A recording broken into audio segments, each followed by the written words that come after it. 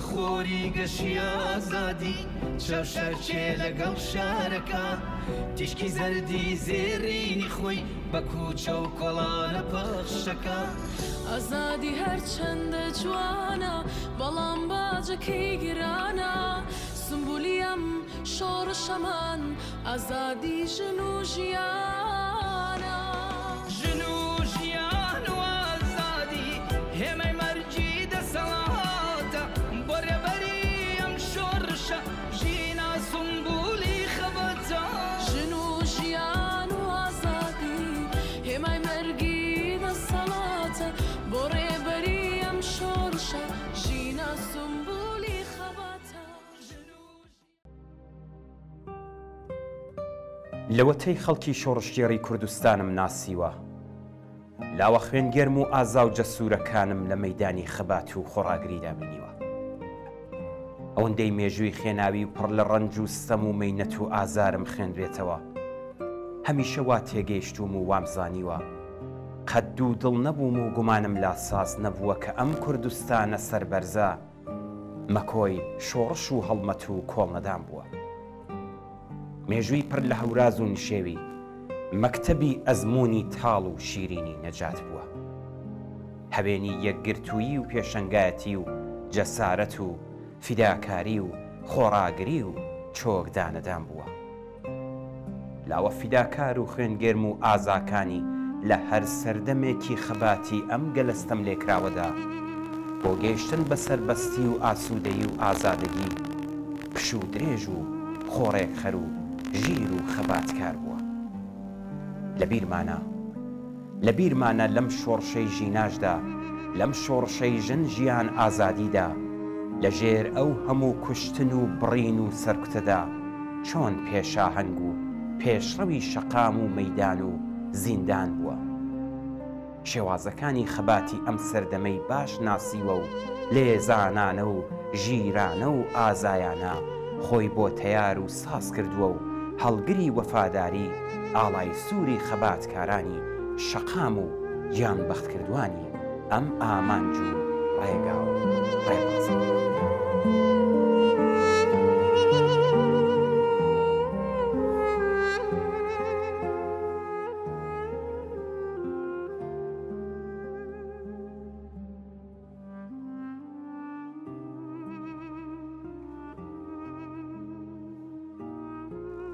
شاری ئیلامیش هەروەک مێژووی خۆی بەردەوام لە ئامێزیدا لاوانی شۆڕشێڕ و یاخی لەستەم پەروەردە دەکات ئەم شارە سوورە بە خوێنی لاوانێک کە هەر لە سەرەتای شۆڕشی گەلانی ئێران تا بە ئەمڕۆ بە شۆڕش و خۆڕاگری وازیان نەهێناوە و چۆکیان دانەنواندووە لە دوای 25 خەرمانان ئەو ڕۆژە ڕەشەی کە تێیدا ژینای جوانەمەرگ بەدەست پارێزەرانی جەهل و خراپەوە گیانی ئازیزی لەدەستا لەگەڵ دەستپێکردنی ناڕزایەتی خەڵکی شۆڕشگێڕی کوردستان دەست بەم جینایەتە شاری ئیلامی خۆڕاگر و شۆڕشگێڕیش بەم مانگرتنە گشتیەوە وەک هەمیشە پەیوەست بوون و ڕۆژانی دواتر زۆر تێکۆشەرانە لە خۆپیشاندانەکانی سەرشەقام دەست بە ڕژیمی جنایەتکاری کۆماری ئیسلامی بەشدار بوو کۆماری ئیسلامی هەروەک پیشەی خۆی و لە نیگەرانی لە تووڕەی خەڵک جارێکی تر دەستیدایە جنایەتێکی بێوێنە لە کوردستان بەتایبەت ئەم جارە لە شاری ئیلام و ئەو شارەی بە خوێنی لاوەکانمان سوورتر لە جاران کرد یەکێک لەو لاوە خوێنگەرم و بوێر و شۆڕشگێڕانە شەهید موحسێن قەیسەری لاوی تینووی ئازادی و ماندوو لە ژیان لە ژێر دەسەڵاتی کۆماری ئیسلامی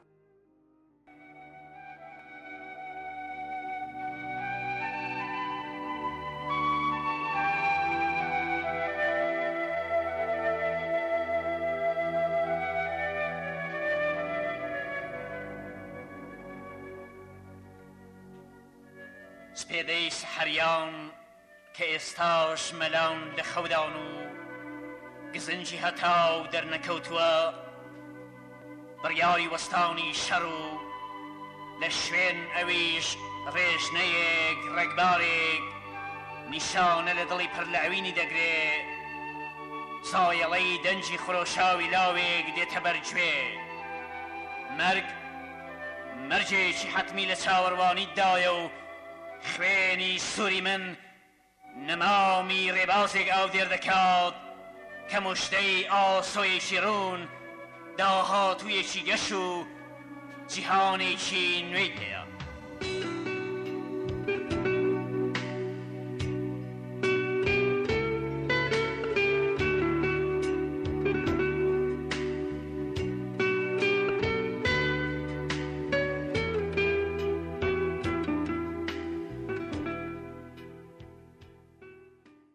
شەهید موحسین قەیسەری لە ڕۆژی 15 دەی 1369 هەتاوی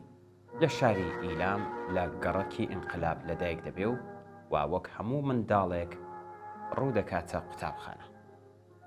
خوێندەواری لە زانکۆ لە بواری کۆمپیۆتێردا بە سەرنجام دەگەێنێت.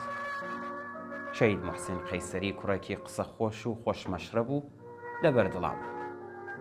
شانازی بە کوردبوونی دەکرد و هەموو کات نزیکان و دەوروبەریەکانی لە زوڵم و زۆر و بێدادی ڕژیم ئاگادار دەکردەوە و هەمیشە هەڵوێستی بوێرانەی لە هەمبەر ئەو زاڵمانەدا بوو. زۆربەی کاتەکانی وەختی خۆی بە خوێندنەوەی کتێب پڕدەکردەوە و خولیای شاعیرەکانی مامۆستا شێرکۆ بێکەس بوو. وەرزشوانێکی بەتوانا بوو لە بوارەکانی سواری باکسێڵ واتە دووچەرخە سەواری و پەروەردەکردنی لەش واتە بەدەنسازی کاری دەکرد. هەروەها ساڵی 1396 هەتاوی لە خۆپیشاندانەکان لەو کەسانە بوو کە ڕۆڵێکی بەرچاوی هەبوو. شەهید موحسین کوڕێکی دڵگەورە و لەسەرخۆ بوو. بۆ دەستپێکی قۆناغی نوێی ژیان ڕووی کردە ئوروپا و دوای 7 مانگ کاتێک دیتی دایک و باوکی دڵە خوڕپەی بینینی ئەویانە ژیان و بەختەوەری و سەرکەوتنی ئوروپای بە حەساوەیی دڵی دایک و باوکی گۆڕیەوە و گەڕایەوە باوەشیان. تا لێرە و لە وڵاتە بێژوغرافیاکەی خۆیدا ژیانی هاوبەش پێ. شەهید موحسین کوڕێکی دڵگەورە و لەسەرخۆ بوو. بۆ دەستپێکی قۆناغێکی نوێی ژیان ڕووی کردە ئوروپا و دوای 7 مانگ کاتێک دیتی دایک و باوکی دڵە خوڕپەی بینینی ئەویانە ژیان و بەختەوەری و سەرکەوتنی ئوروپای بە حەساوەیی دڵی دایک و باوکی گۆڕیەوە و گەڕایەوە باوەشیان. تا لێرە و لە وڵاتەکەی خۆیدا ژیانی هاوبەش پێک بێنێ و ماڵ و خێزان پێکەوت بێ. شەهید موحسین ماڵێکی جوانی ڕازاندەوە کە پێش جێژنی نەورۆز ژیانی هاوبەشی پێک بێنێ بەڵام خەرمانانی 1401 هەتاوی شەقامەکانی شارەکانی ئێران و تایبەتەن کوردستانی ژێر دەسەڵاتە داسەپاوەکەی کۆماری ئیسلامی خۆرۆشا بوو. شەهید موحسین لەگەڵ سەرهەڵدانی شۆڕشی ژینا ڕێگەی شەقام و بەرخۆدانی گرتە بەر و لە ڕۆژی 30 خەرمانانی 1401 هەتاوی جەلادەکانی ڕژیمی کۆماری ئیسلامی لە پارکی کودەکی ئیلام و بەردەسڕێژی تفەنگی ساچمەیی ئەدەن و پتر لە 50 گولەی ئاسنینیان لە سەر و سنگی موحسینی دڵاندا و بەم جۆرە تێکەڵ بە کاروانی نەمرانی شۆڕشی ژیناوە.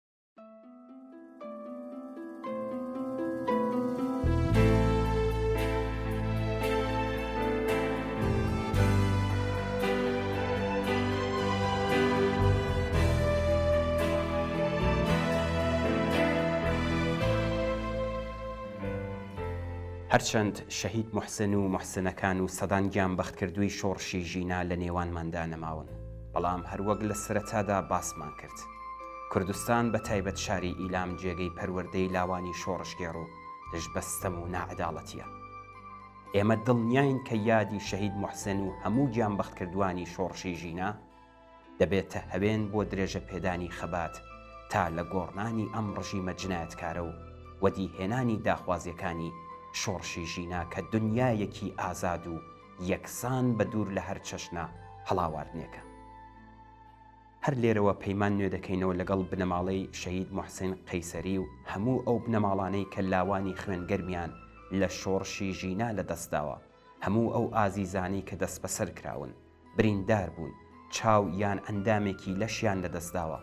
کە تاوەدی هاتنی ئاوات و ئامانجەکانمان کە ڕووخانی ئەم ڕژیمە جەنایەتکارەیە درێژە بە خەبات و تێکۆشانمان نەدەین. هەزاران جار یادی ئازیزی شەید موحسین قەیسەری و هەموو گیان بەختکردوانی ڕێگەی ئازادی و سەربەستی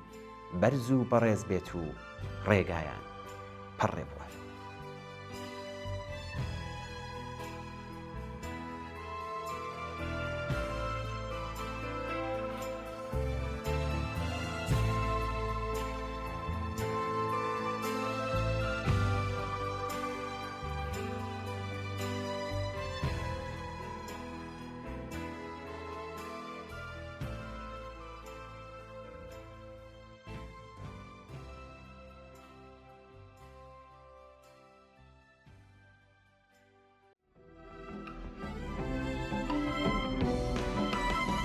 وەخۆری گەشی ئازادی چەوشەرچێ لەگەڵ شارەکە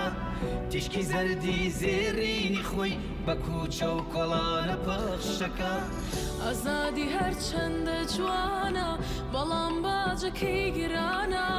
سمبولی ئەم شۆڕشەمان ئازادی ژن و ژیان.